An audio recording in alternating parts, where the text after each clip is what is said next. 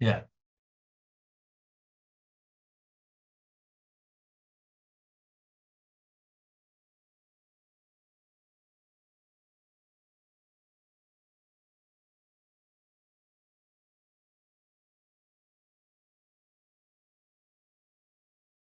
baik, kita lanjutkan saja ya. Jadi terakhir kita sudah membahas tentang ini, care to noise ratio.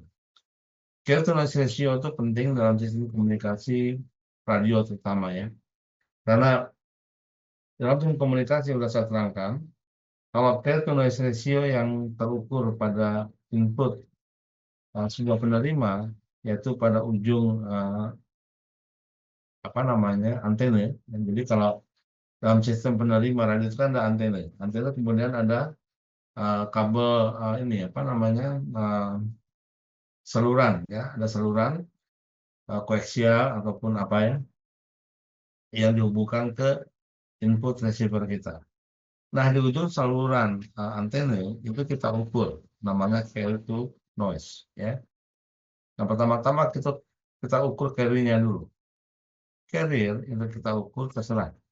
Mengukur dalam dBm atau dalam microwatt dan apapun tergantung daripada alat ukur yang kita punya. Nah, dan juga sekaligus kita pun mengukur namanya noise. Namanya level noise. Nah, kalau kita udah tahu levelnya, lalu kita rasiokan saja. Carrier noise ratio adalah perbandingan daripada level carrier terhadap level noise, gitu ya. Yang penting, satuannya sama. Jadi kalau satuannya sudah menggunakan dBm, level carrier-nya dalam dBm, maka noise pun harus dalam level dBm. Kalau level carrier-nya kamu ukur dalam tegangan, ya, maka noise pun harus dalam tegangan. Pokoknya satuannya mesti sama. Nah, kalau satuannya mesti sama, udah sama, kemudian saudara baru boleh merasiokan carrier dan noise tersebut. Ya, begitu. Okay. Nah, dalam pekerjaannya, carrier tentunya nggak perlu kita utak-utik lagi. Jadi apa yang kita peroleh dari hasil pengukuran itu adalah carrier. Kenapa? Karena carrier itu adalah signal Recording in progress. ya, sinyal carrier itu adalah sinyal deterministik atau sinyal yang punya periode ya. Sinyal fundamental gitu istilahnya ya. Bahasa lainnya adalah gelombang pembawa. Itu pasti sebuah sinyal RF yang frekuensinya yang tergantung daripada carrier frekuensi yang digunakan. Yang penting bahwa itu adalah level carrier ya, dalam daya boleh, dalam tegangan pun boleh ya. Nah, kalau dalam tegangan, kalau saudara ukur carrier dalam tegangan, maka noise pun dalam tegangan ya. Noise pun dalam tegangan, begitu. Ini yang penting ya. Nah, kalau kita akan mengubah tegangan dalam dB, jangan lupa 20 log tegangan dalam serah dalam microwatt atau dalam watt atau dalam millivolt ya. Kalau daya itu adalah 10 log daya dalam watt ya, dalam watt dan sebagainya. Oke. Jadi hati-hati nih dalam penggunaan daripada satuan dan juga rumus yang digunakan untuk mengconvert dalam dBm ya. 20 log sekian, 20 log tegangan adalah untuk tegangan, 10 log daya untuk daya satuannya dBm kalau untuk daya, kalau untuk tegangan dB volt ya, dB volt. Oke, kemudian saya katakan bahwa carrier nggak perlu kita utak-utik lagi, jadi apa yang kita peroleh ya, kita lihat dulu apakah itu dalam satuan dBm atau tegangan. Lalu baru kita ukur noise-nya. Noise yang terukur bisa dalam microwatt karena kecil levelnya, bisa juga dalam dBm, bisa juga dalam watt.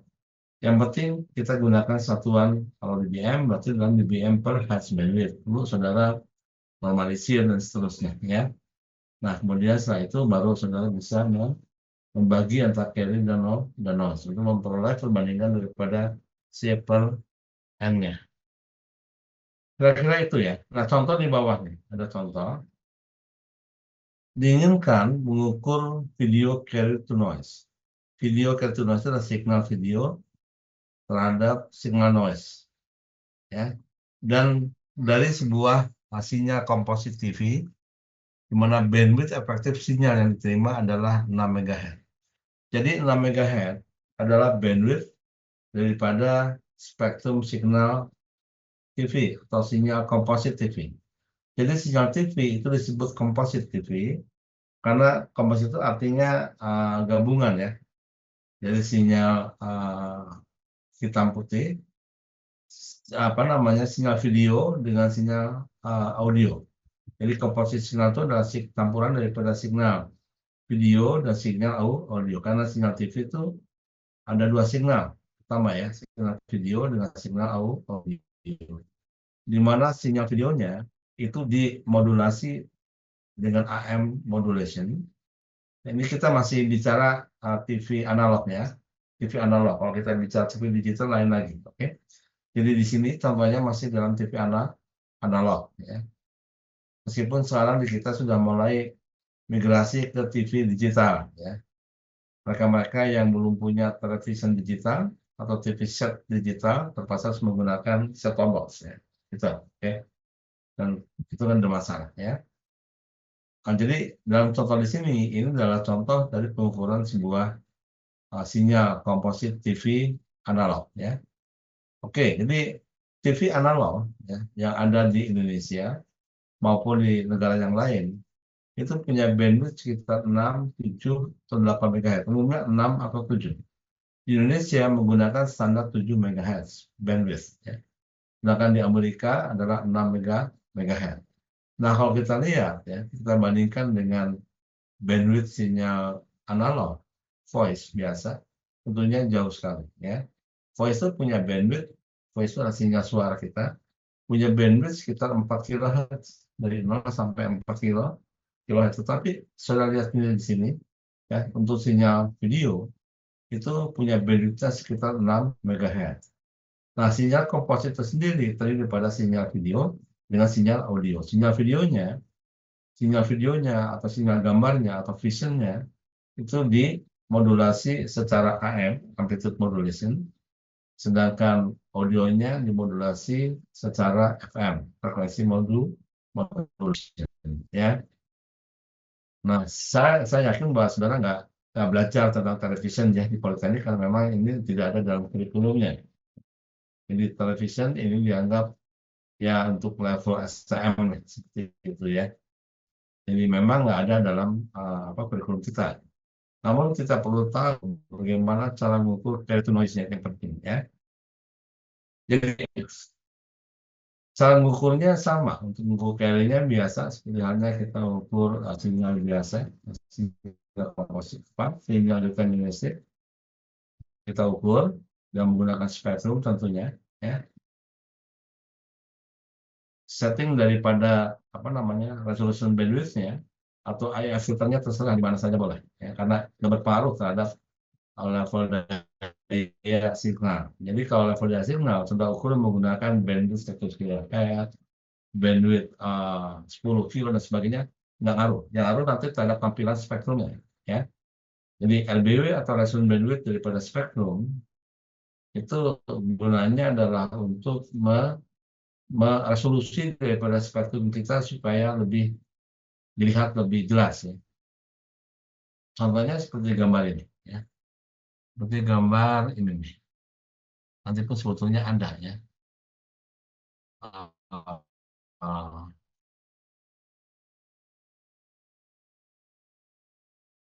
Nah, ini contohnya nih ya. Ini contohnya. Contoh daripada spektrum signal AM ya. Ini FM broadcast. Ini menggunakan 100 kHz per division. Ini menggunakan 50 kHz per division ya. Jadi fungsi daripada RBW itu untuk meningkatkan resolusi pada spektrum untuk membaca spektrum lebih jelas lagi. Untuk sinyal FM itu kita sulit untuk melihat spektrumnya ya dengan jelas. Saudara mungkin pernah belajar di lab atau di teori ada namanya Bessel function atau fungsi Bessel. Fungsi Bessel itu adalah fungsi Bessel adalah merupakan fungsi untuk menjelaskan spektrum FM yang muncul. Ya. Kemunculan spektrum FM, dengan kata lain, kemunculan spektrum FM, sidebandnya, baik yang sebelah kanan maupun sebelah kiri, itu mengikuti fungsi Bessel, gitulah kira-kira ya. Mengikuti fungsi Bessel. Jadi semakin level audionya semakin kita naikkan, ya pada pemancarnya, maka deviasinya akan bertambah karena jumlah sideband-sidebandnya semakin banyak, baik yang sebelah kanan maupun sebelah kiri, ya kan?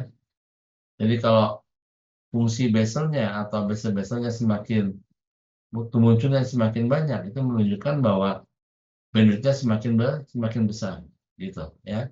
Nah, cara mengukur inilah salah satu cara mengukur deviasi dari FM pemancar FM, baik itu FM narrowband FM untuk keperluan voice communication, atau wideband FM untuk keperluan broadcasting, ya. Sama, untuk mengukurnya adalah mengukur namanya fungsi Bessel. Dalam kita mengukur deviasi FM dengan menggunakan Bessel zero atau zero Bessel measurement ini, atau fungsi Bessel ini, itu dengan cara kita naikkan level audionya tadi, ya, sampai diperoleh carrier itu berharga 0. Nah, oke. Nah, ketika carrier berharga 0, ini disebut sebagai zero Bessel yang pertama. Nah, mungkin saya jelaskan aja lewat ini ya, lewat supaya lebih jelas.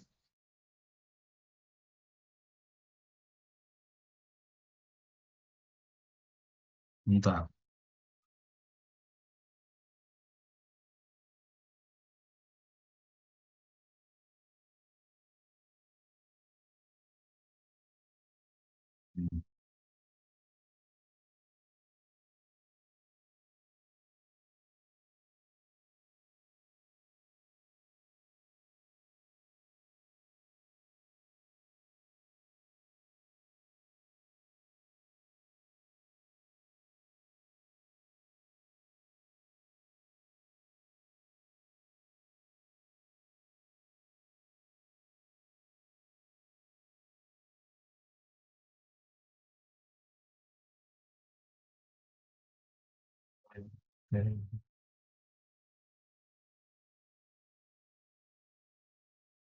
Mudah-mudahan udah muncul ya. Udah kelihatan? Halo? Sudah, Pak. Baik.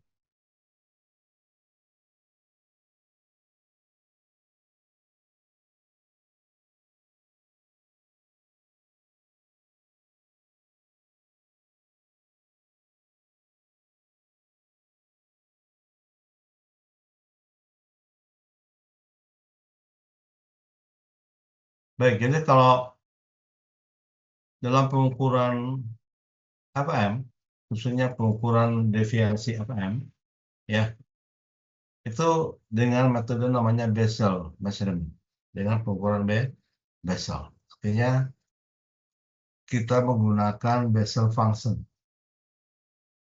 ya. Nah, jadi ketika kita mengukur dan menggunakan metode ini adalah sebuah pemancar, ya. Ini modulatornya, karena modulator FM modulator, ini ke antena lah begitu ya. Lalu ini sinyal audionya, kita berikan ke sini. Ini sinyal audio frekuensi, ya. Pancarkan dengan carrier, tentunya carriernya katakanlah misalkan frekuensinya adalah F0 lah, katakan begitu ya. Jadi dimodulasi dengan sinyal carrier dibangkitkan dari osilator. Oke. Nah, maka akan muncul spektrumnya seperti ini. Saya gambarkan akan begini ya. Begini kan. Oke. Nah, ini tanpa modulasi nih. Ketika kita berikan modulasi, ini kita naikkan, sinyal audionya kita naikkan, maka akan muncul namanya Bessel, ya. Sideband-sidebandnya akan muncul. Di mana ini yang carrier-nya ini dia akan turun, ya, turun. Sementara di sini akan naik itu yang lain, sideband yang lain akan naik pelan-pelan. Ini pun sama akan naik begitu. Sementara ini kan turun. Nah, ketika ya saya gambarkan di sini lagi, ketika muncul sideband ya, sementara ini carry-nya adalah harga 0 begini, ini adalah carrier, ada frekuensi F0 tadi, ini sideband ya, sideband yang muncul, dan ini akan muncul juga yang lain-lainnya seperti ini, akan muncul yang lain-lainnya seperti ini. Nah, ketika carrier itu jatuh berharga 0, ketika kita naikkan sinyal audionya, ini disebut sebagai bezel zero pertama. Bezel atau zero bezel. Zero bezel pertama. Udah ya. Catat, ketika bezel zero pertama kita peroleh, ya, berapa deviasi yang terbaca pada alat ukur ini. Biasanya kita menggunakan namanya apa? Nggak ke antena, tapi di sini ke alat ukur. Namanya adalah modulation analyzer. Analyzer. Modulation analyzer. Ya. Di sini terbaca misalkan 3 kHz. Oh, berarti deviasinya 3 kHz. Ya, kita naikkan lagi rapor ini. Naikkan lagi. Maka carry-nya itu akan timbul lagi ini, timbul lagi naik ke atas. Ya. Nah, kan di mana carry yang bertemu lagi kemudian. Nah, ketika ya ini berganti yang 2, ini bezel zero atau 2 kalinya. Second zero. Ketika jadi bezel zero,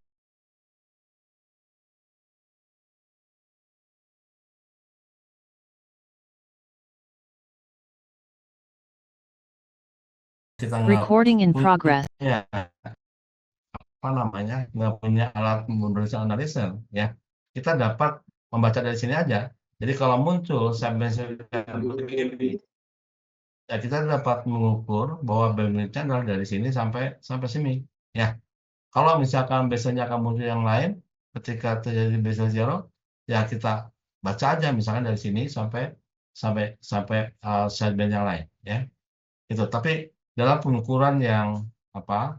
Dalam pengukuran yang benar itu menggunakan alat ukur namanya modulation analysis ya.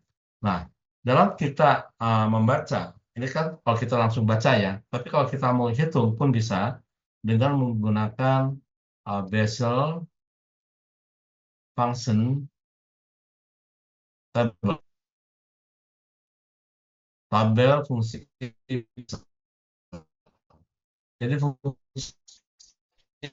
kayak begini. Jadi fungsinya kayak begini. Kalau mudah-mudahan ini diajarkan di lab ya.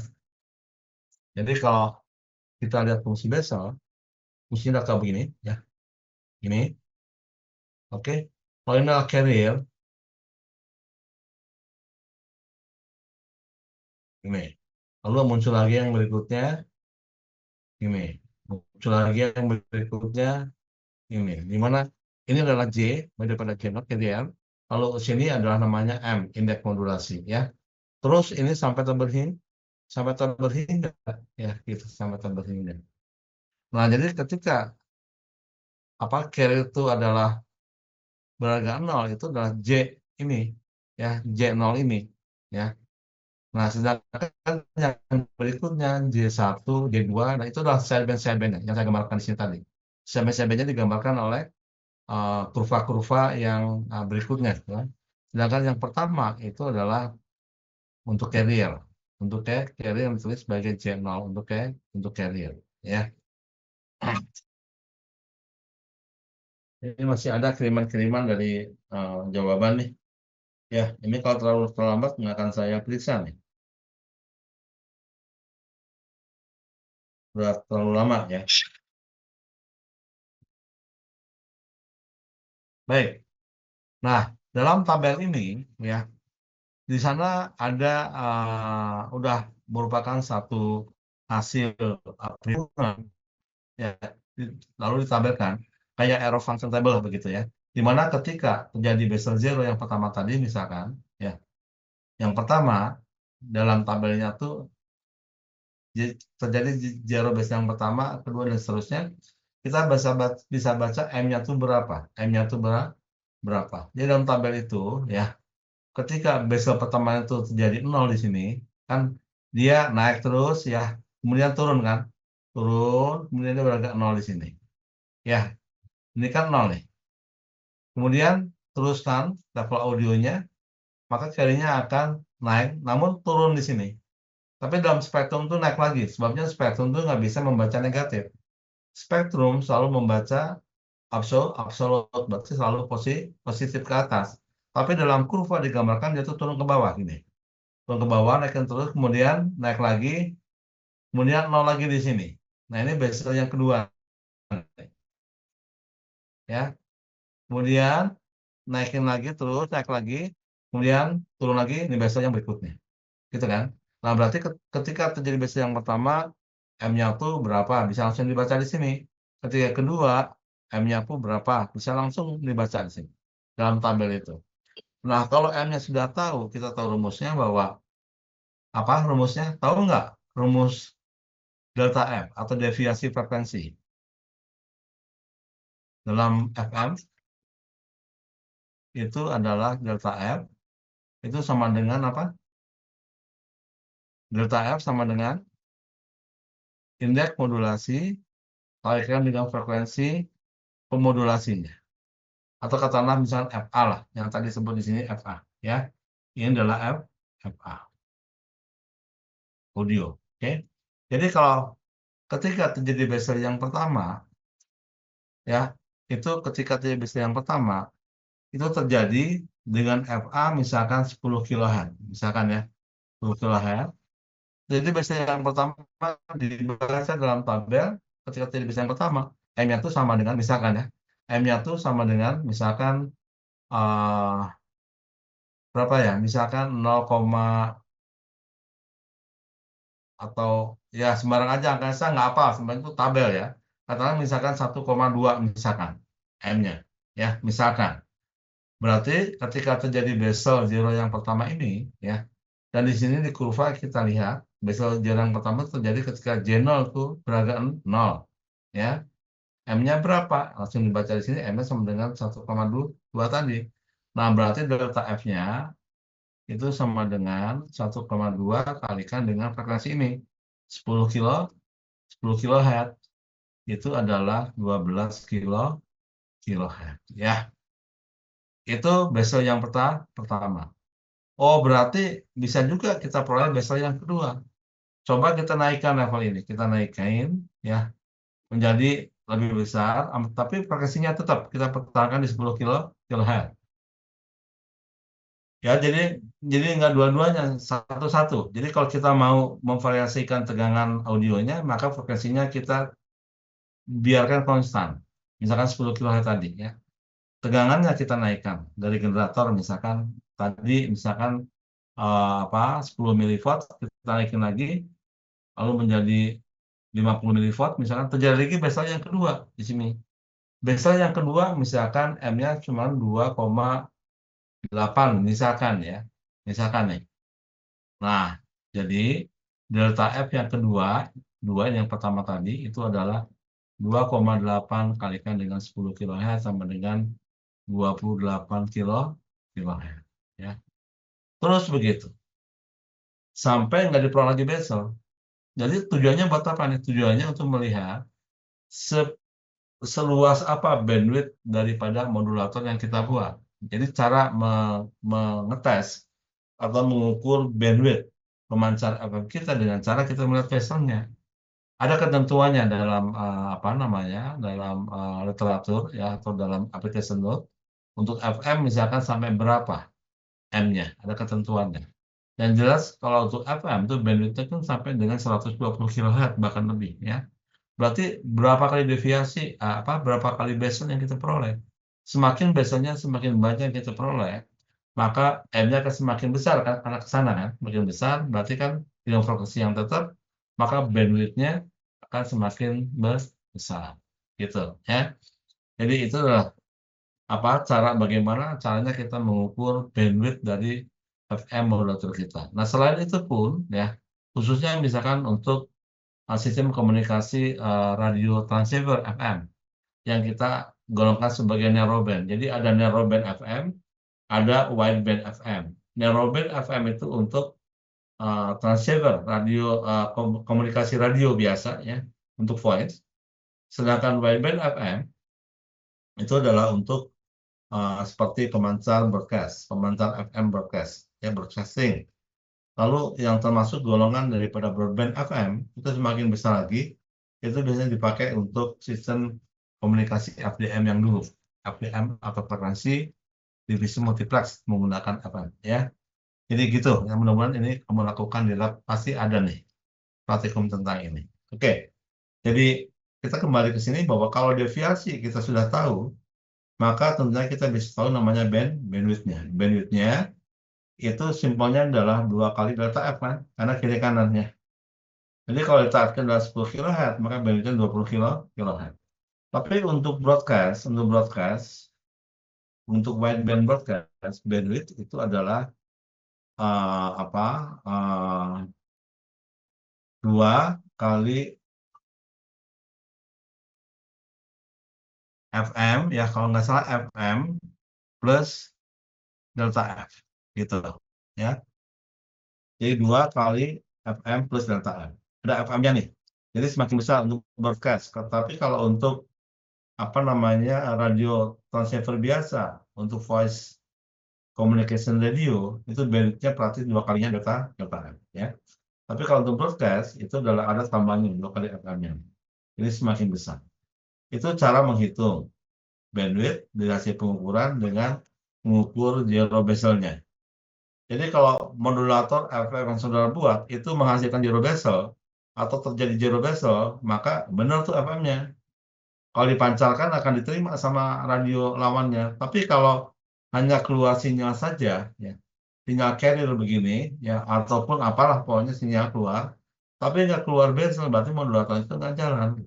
Ya, kalau sudah pancarkan, ya akan diterima sama radio, cuma noise doang yang diterima di sana, gitu. Jadi bezel ini adalah untuk tes apakah modulator FM kita benar atau enggak gitu. Kalau dia berfungsi, artinya dia keluar namanya bezel ini atau mengikuti fungsi bezel, maka kita dapat mengukur berapa bezel, berapa kali zero bezel yang terjadi ya.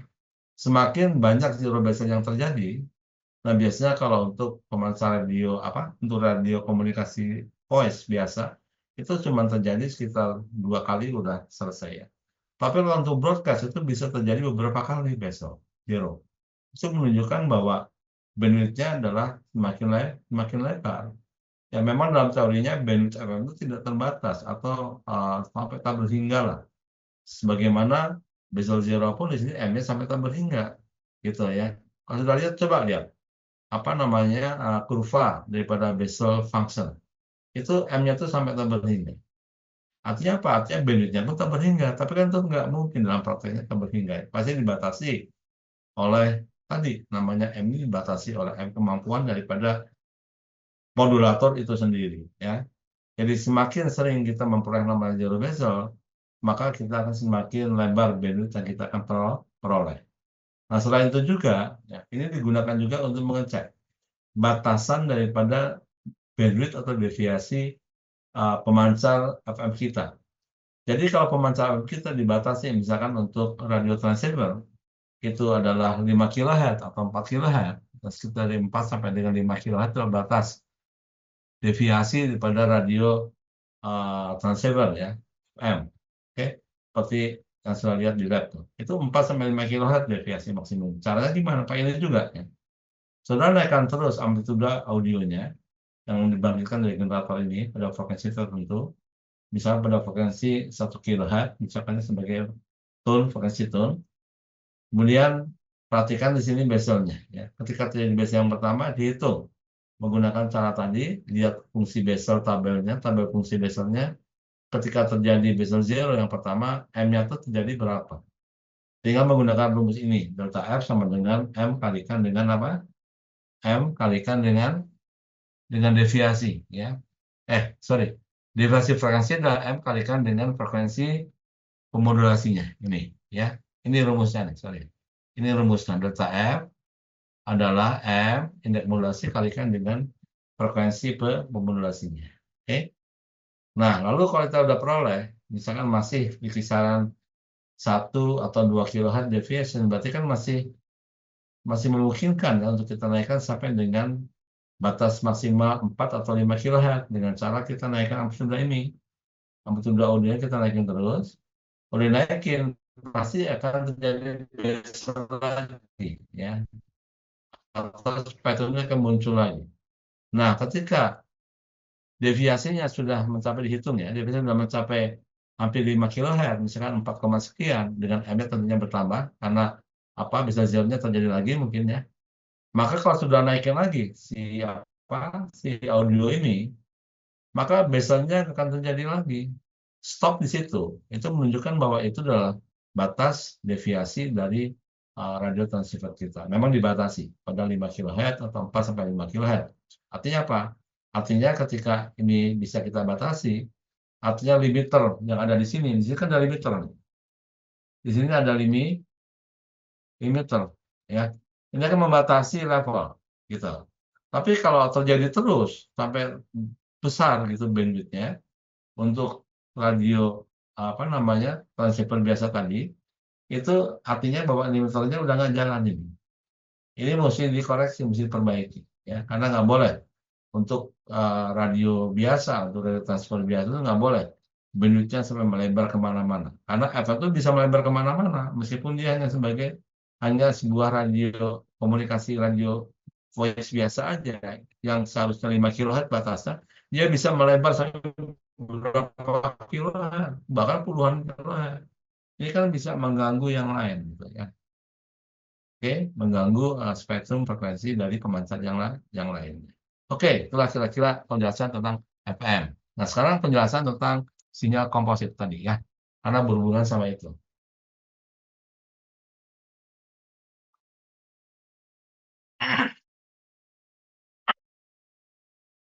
Sinyal komposit ya, atau sinyal komposit television, sinyal komposit, maaf tulisannya nggak bagus, TV television ya, itu punya bandwidth dari 6 MHz ya, 6 MHz sampai dengan 7 MHz.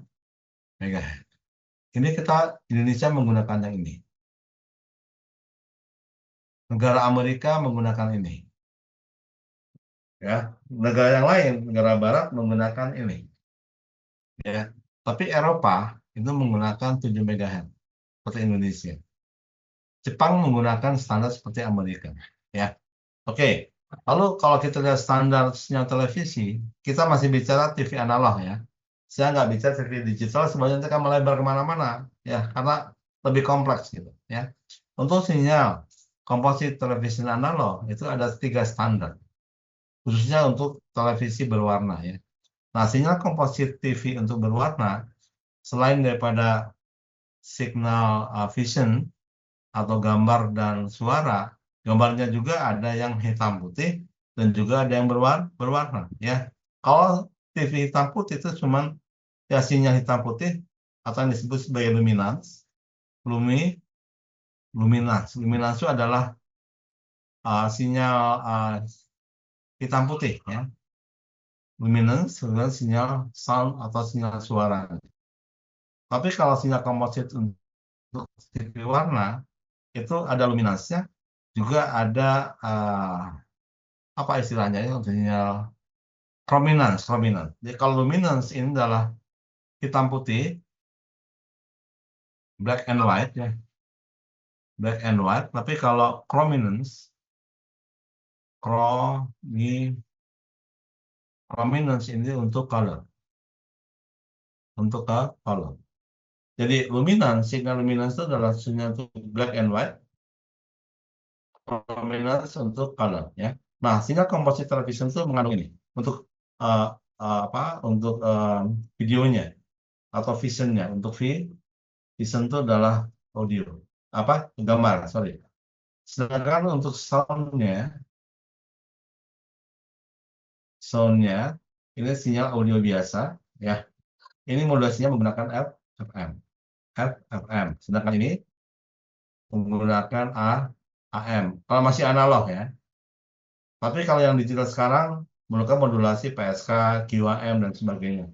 Jadi pembatasan semakin jauh nanti. Nah, sekarang kita lihat bentuk spektrumnya. Spektrumnya kayak begini. Jadi ini kira-kira bentuk spektrum daripada sinyal. Nah, kayak begitulah ini frekuensi, ya. Ini yang visionnya tuh di sini carrier-nya. Ini carrier untuk visionnya.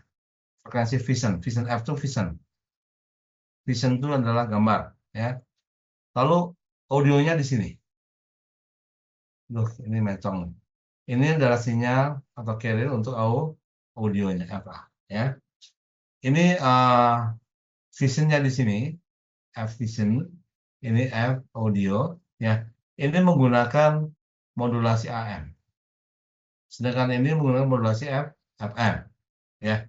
Dua-duanya dipancarkan. Nanti di penerima dipisahkan lagi.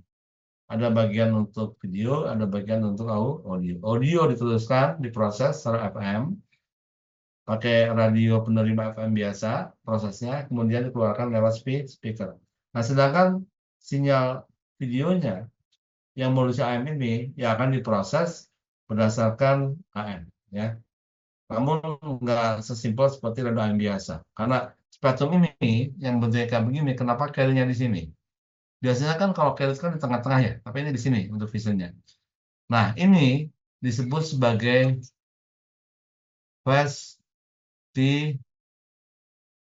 vestigial AM modulation. Ya, ini disebut sebagai vestigial AM modulation. Disebut vestigial karena ini cuma sebagian nih, yang sebelah kiri, ya. Sebagian sebelah kiri, yang sebelah kanannya itu komplit. Mestinya kan sampai sini, gitu loh. Tapi kalau sampai sini, nanti jadi tambah besar bandwidth-nya. Ya, karena bandwidth yang disebut bandwidth 7 mega itu adalah dari sini sampai dengan sini, gitu loh. Ini 7 mega nih, totalnya, ya. Oke, termasuk audionya. Ya. Karena untuk audio itu sempit lah, hanya beberapa puluh kilohertz di sini. Mungkin sampai ratusan bisa sampai 120 kHz. Tapi kalau untuk videonya kan sampai 6 atau 7 MHz. Ya, jadi saya buat aja seperti ini.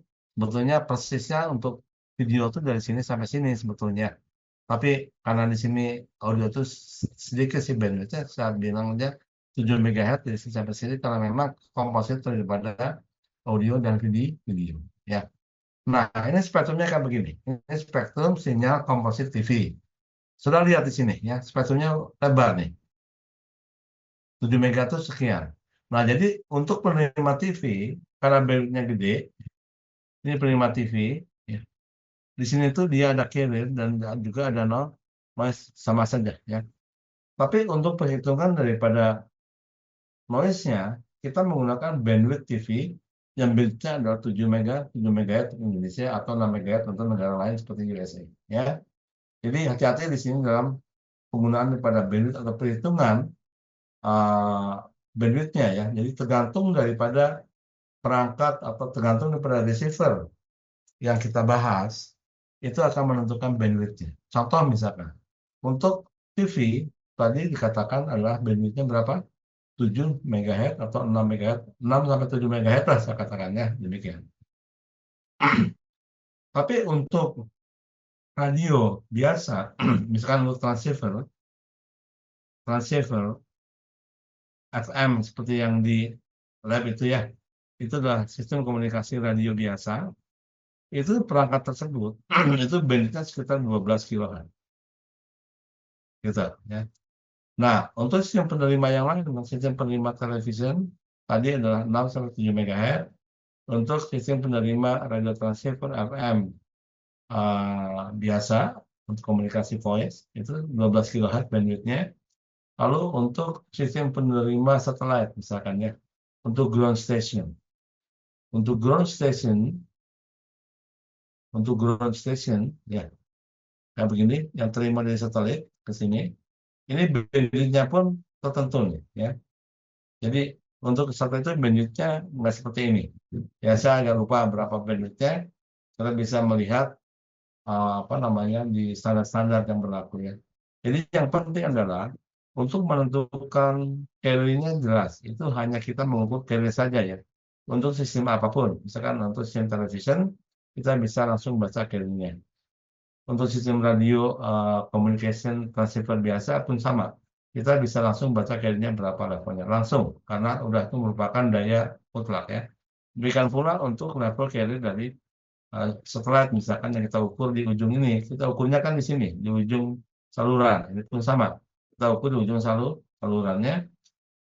Untuk carry-nya tetap ya itu merupakan sinyal atau daya ya. Sinyal daya, sinyal deterministik. Jadi kita nggak perlu lagi kita otak lagi, langsung kita gunakan saja itu. Hanya untuk noise, tergantung pada bandwidth noise-nya ya. Jadi bandwidth noise untuk TV komposit, bandwidth noise untuk radio transceiver voice biasa, lalu bandwidth noise untuk ground station, satellite communication, ini masing-masing punya bandwidth sendiri ya. Itu pasti diketahui, pasti ditentukan ya. Karena kita harus tahu tuh bandwidth. Kalau nggak tahu ya nggak bisa kita menghitung namanya shepherd per n-nya. Ya, begitu ya. Oke, nah kita kembali lagi ke bahan sekarang. Ini ada pertanyaan di sini? Halo? Udah cukup? Udah? Sah untuk komunikasi ya. Jadi saya tuh kadang-kadang ya karena online kan begini ya. Sebetulnya online itu lebih enak kalau menurut saya ya, karena lebih enak untuk komunikasi ya dibandingkan dengan di kelas. Kalau di kelas kan saling melihat, di sini kan enggak ya. Kita bisa ngomong apa aja boleh di sini. Oke, sekarang kita kembali ke sini, ke materi ya.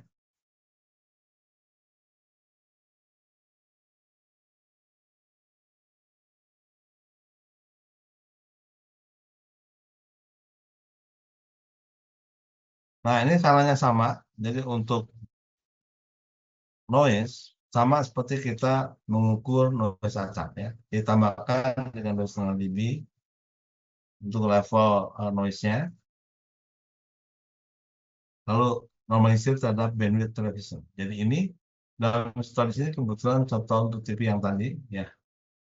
Untuk contoh sistem penerima TV di sini.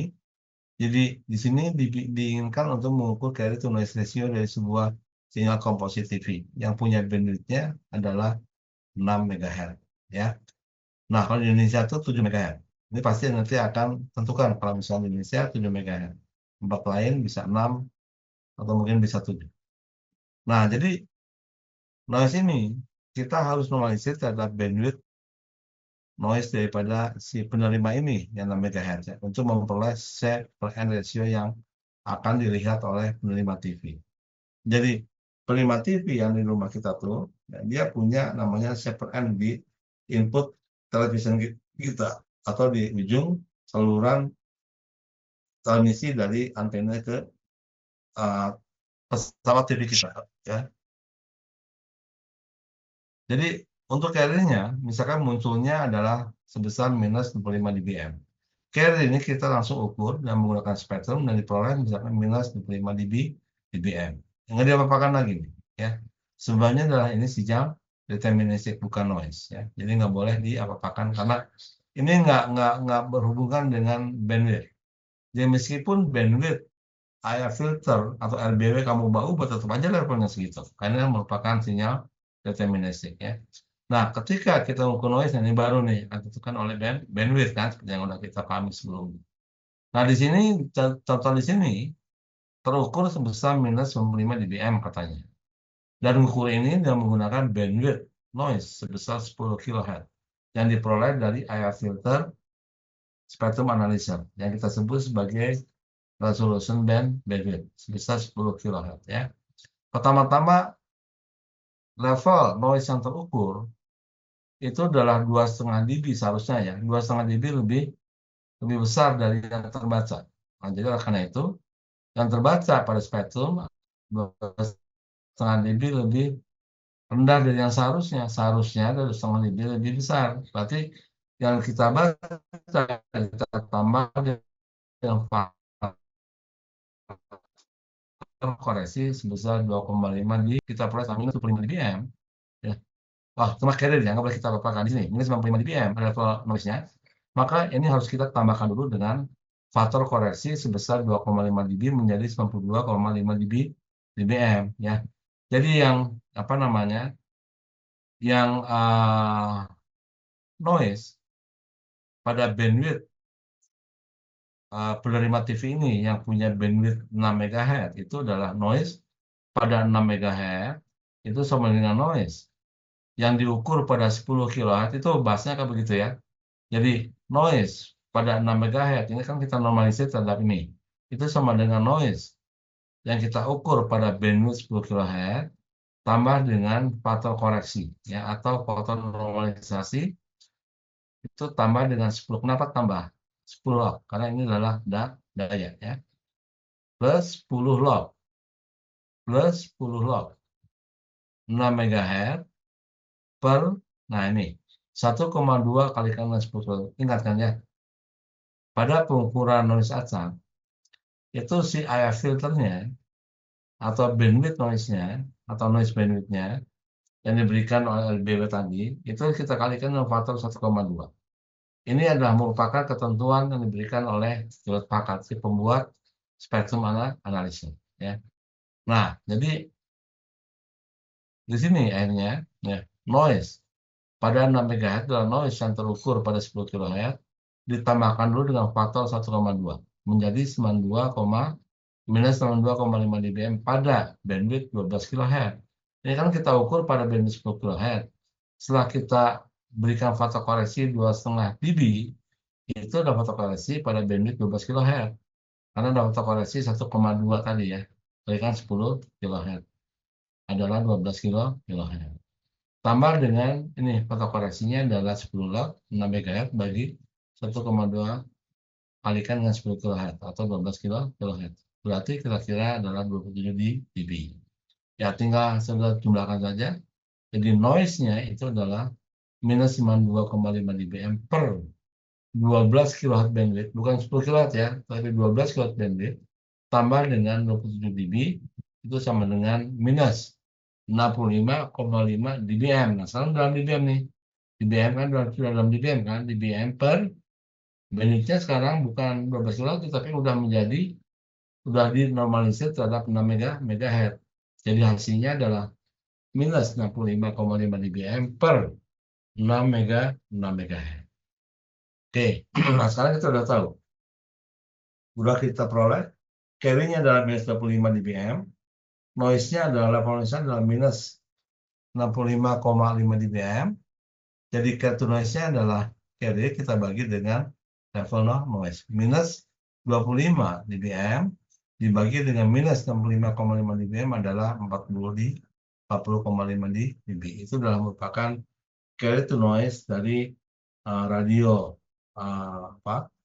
TV ya yang dicontohkan di sini. Oke. Jadi sekali lagi bahwa dalam menghitung carry to noise kita harus tahu bandwidth radio penerima yang sedang kita ukur carry to noise-nya. Jadi kalau kita mengukur carry to noise dari sistem satelit receiver atau penerima satelit, ya kita harus tahu berapa bandwidth penerima tersebut. Gimana tahunya? Tahunya dari spesifikasi. Ya, spesifikasi di daerah tersebut itu pasti dikatakan di sana berapa bandwidth ya. Oke. Nah, seperti bandwidth TV yang 6 MHz, 7 MHz karena itu sesuatu yang sudah umum diketahui. Demikian pula dengan bandwidth radio transceiver yang tadi katakan sama saya 12 kHz, udah sesuatu yang umum diketahui. Jadi nggak perlu lagi dicantumkan dalam spesifikasinya. Tapi kalau untuk sistem penerima satelit misalkan, atau dalam sistem penerima ground station, itu pasti ada penjelasannya. Ada spesifikasinya berapa bandwidth noise daripada si penerima tersebut. Untuk apa tujuannya? Adalah keperluan untuk menghitung noise tersebut dalam rangka kita menghitung carry noise. Ya. Jadi ketika kita bekerja dengan sistem penerima satelit atau dalam sistem komunikasi satelit, di mana kita bekerja pasti di bawah bukan di atas, artinya bukan di satelitnya, kita kerjanya di ground stationnya, di stasiun buminya ya.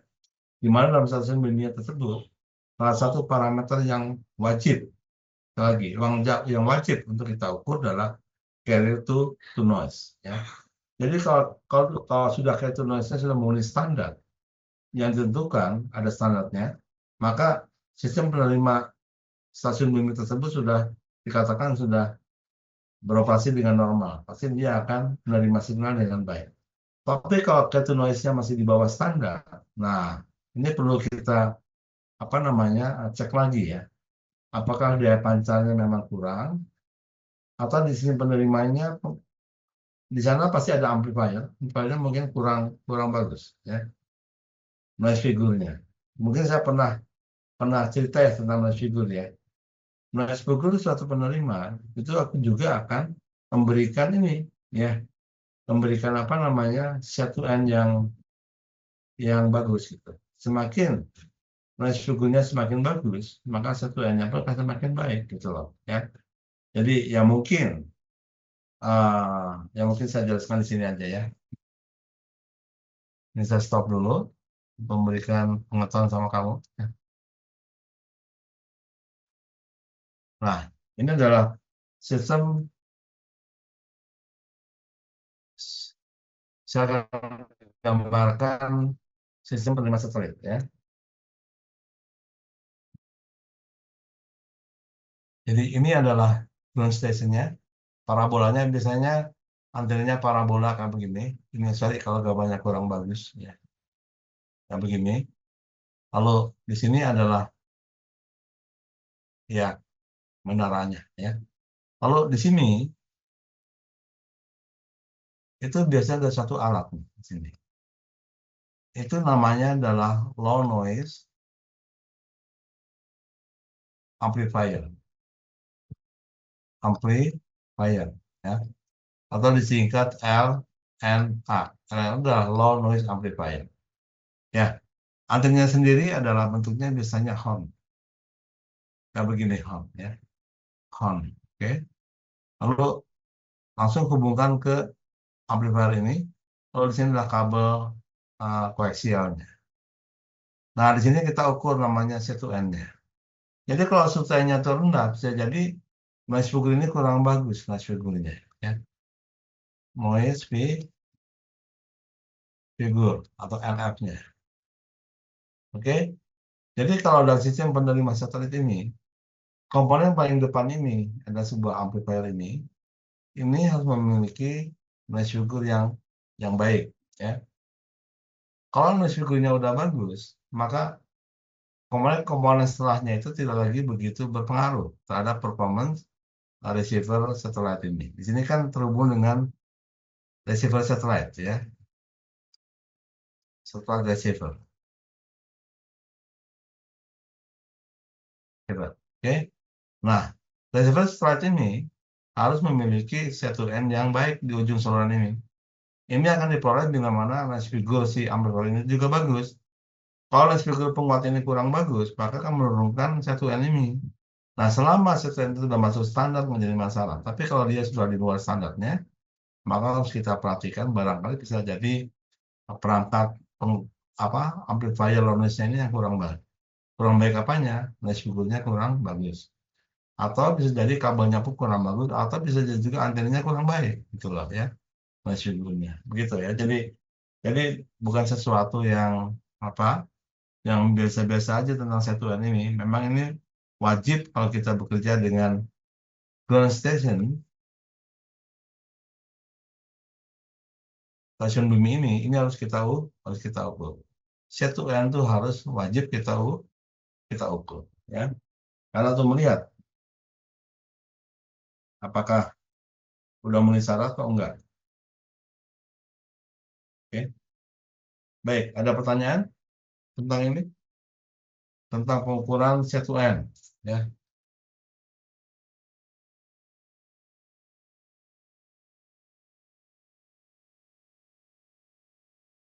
Kemudian dalam sistem CATV, TV kabel ya.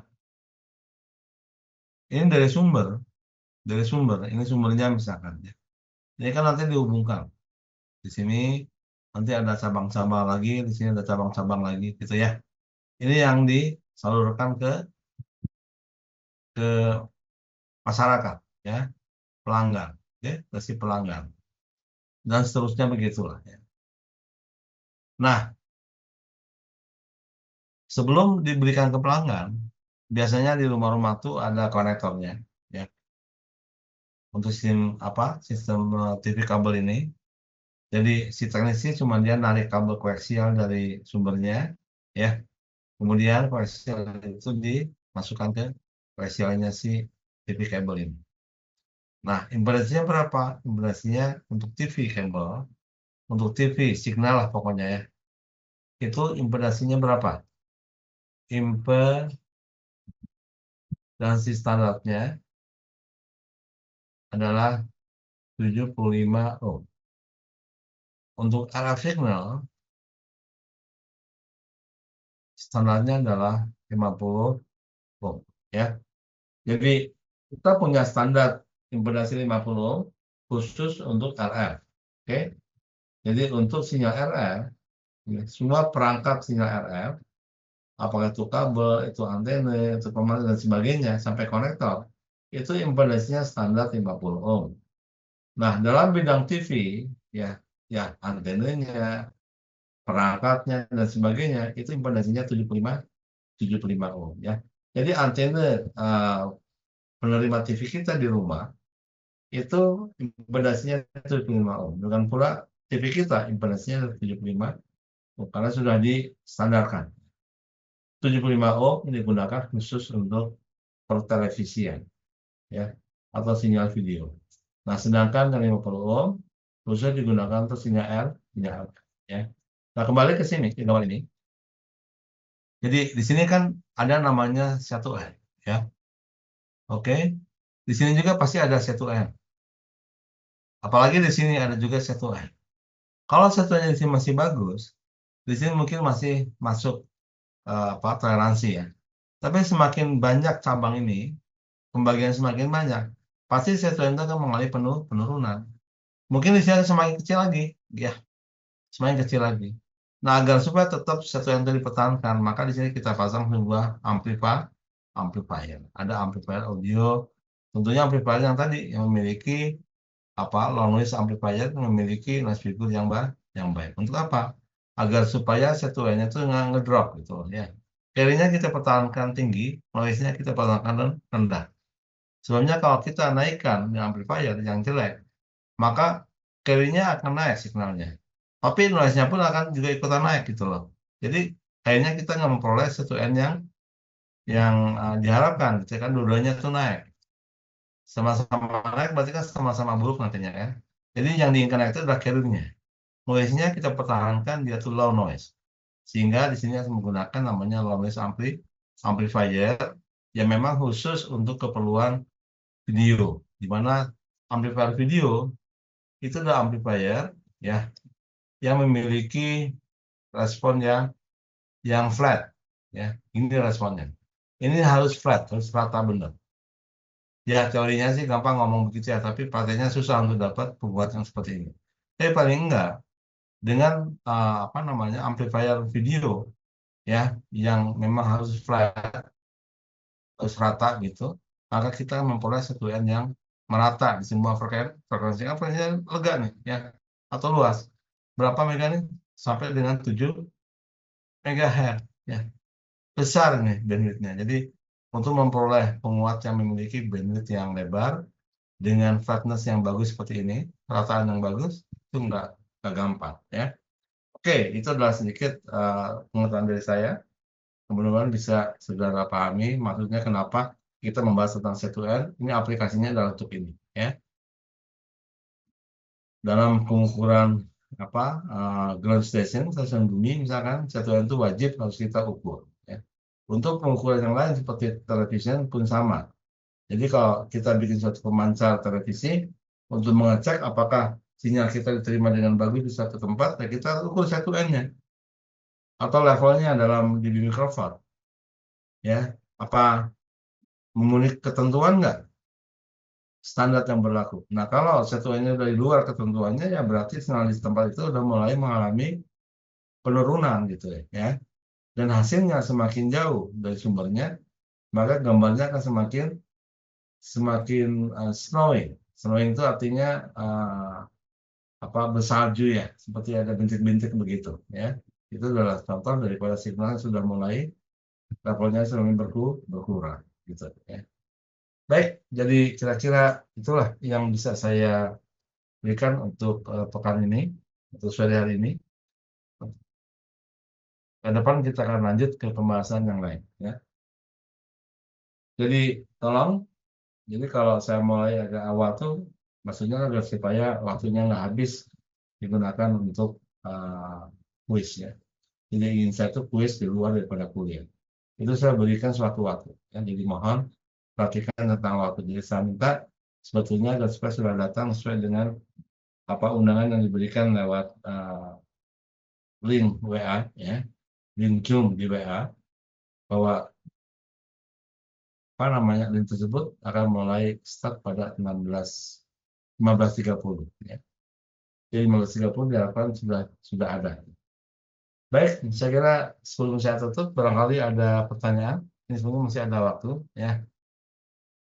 Kita untuk diskusi aja kalau ada pertanyaan. Saya sudah menjelaskan hal-hal di luar daripada tambahan ya sebetulnya. Tambahan dari apa yang ada dalam kuliah saya. Tapi kalau saudara punya pertanyaan yang lebih pun nggak apa-apa. Mudah-mudahan saya bisa jawab. Ada pertanyaan nggak? Kaitannya dengan soal case tadi, ya.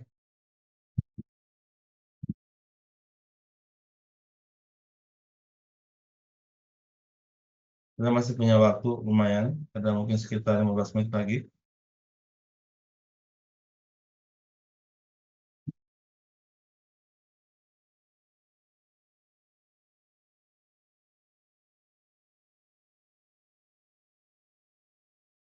Ini ada yang baru mengirim jam 5.03 menit ya. Ini sudah terlalu lewat waktunya.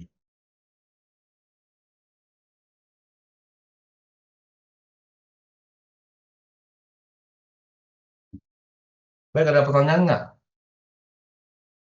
Kalau ada pertanyaan lagi, mungkin saya tutup aja sampai di sini ya. Terima kasih atas perhatiannya. Mohon maaf bila masih ada kurang dari saya. Wassalamualaikum warahmatullahi wabarakatuh. Waalaikumsalam warahmatullahi wabarakatuh. Makasih, Pak. Makasih, Pak. Iya, sama-sama.